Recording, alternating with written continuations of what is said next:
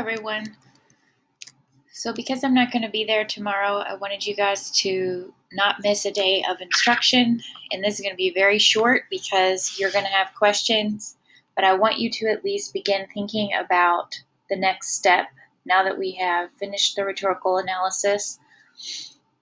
So to begin, we're making a shift away from rhetorical analysis of other people's arguments to you writing your own original argument.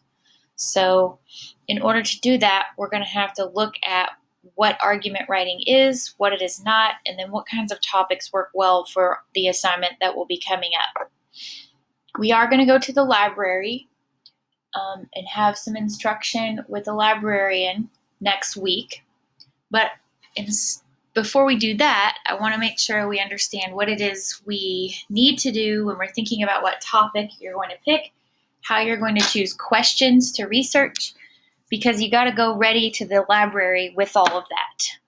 So to start, argument writing is a clear thesis statement that makes a claim about a particular topic that is controversial.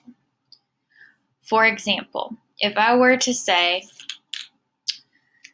the topic is healthcare for all people, no matter if you are rich, poor, from a minority group, old, young, female, male, everyone should have healthcare.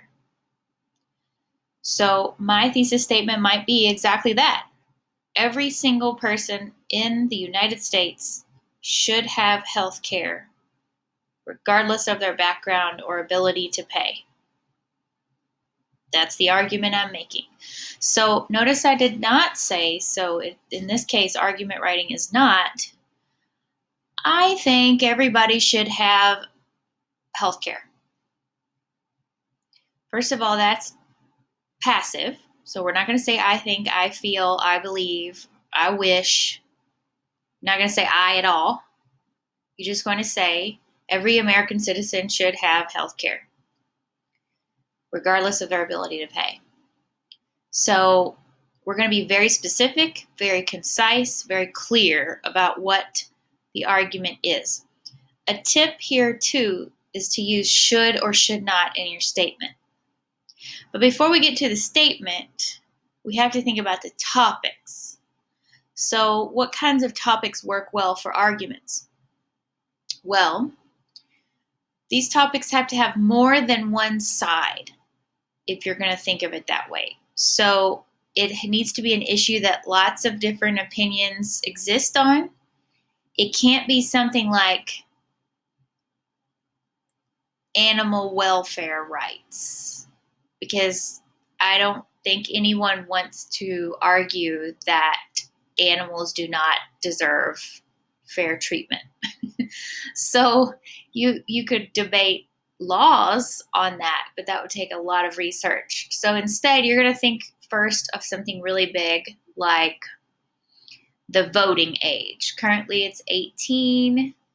So maybe you think it should be 16. Okay. You might want to think about something like the drinking age. Well, right now, legally, it's 21 in the United States. In Europe, it's 18 and really not enforced. In the military, you used to be able to drink if you were in the military, even outside of the 21-year-old restriction. And it used to also be an 18-year-old restriction. So there are many arguments for and against that. Not just one, yes, we should have it at this age, or no, we should not have it at this age. There are lots of yes, but maybe this. So we're going to be thinking about a complex issue, not just one that seems to only have a yes, no, or right, wrong argument. So when you come to class on Wednesday, I want you to think about and have ready at least 3 topics that you are interested in that are controversial. And then we're going to go from there. So make sure that you're thinking about things that have multiple points of view, not just a seemingly one bad side, one good side, or a yes or a no. So back to argument writing is, for our purposes, it is a clear statement of something that you believe without saying, I believe, and it often implies a value judgment like should or should not. It's also supported by outside sources. So you must do ethical research, meaning you have to document your sources, make sure that all of them are good variety. There's a good variety in your sources, so you're not just pulling a bunch of websites, and that you represent multiple sides of the argument, not just the one that you're advocating for. You must, in fact, also address the counter argument, which would be what would someone say who doesn't agree with you? What are other perspectives? And then you're also going to make sure that you talk about potential implications of an argument. So, how does this affect all Americans? Or how does this affect a certain group of people, like, say, young women or minority groups or people of a certain economic background, like middle class people, people of a certain age group, like 13 to 17-year-olds. So we're going to be thinking about all the things we did with Space Cat with rhetorical analysis, but you're actually going to have to build your argument from scratch instead of looking at someone else's and figuring out all the Space Cat letters. So we're doing the same thing that other people have been doing, that you've been reading, but you're going to do this with an original thought and an original argument. So it is not someone else's argument. It is your argument. It does, however, include other people's points of view on your argument. So it is also not a summary. You're not going to read a source and summarize a source. You're going to look for things in the source that either support or refute your own argument. So we're going to talk more about that in class, but I needed to just get you thinking in the right direction. So your big task is to come up with 3 topics that are controversial that you care about. I like to tell classes, what makes your blood boil?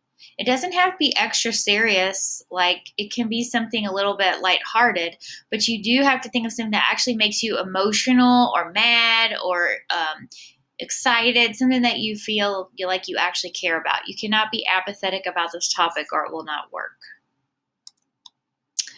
The next thing is you have your list of spelling words. I already sent this via Remind. Blackboard is down right now, so I'm going to have to post this video tomorrow likely. But I want you to practice your spelling words. So I'm going to click out of here and show you what to do. So when you're on Quizlet, you're going to go to our flashcards, and we don't need to see the definition. So on the back of it, all it's going to say is a number, the number in the list of things.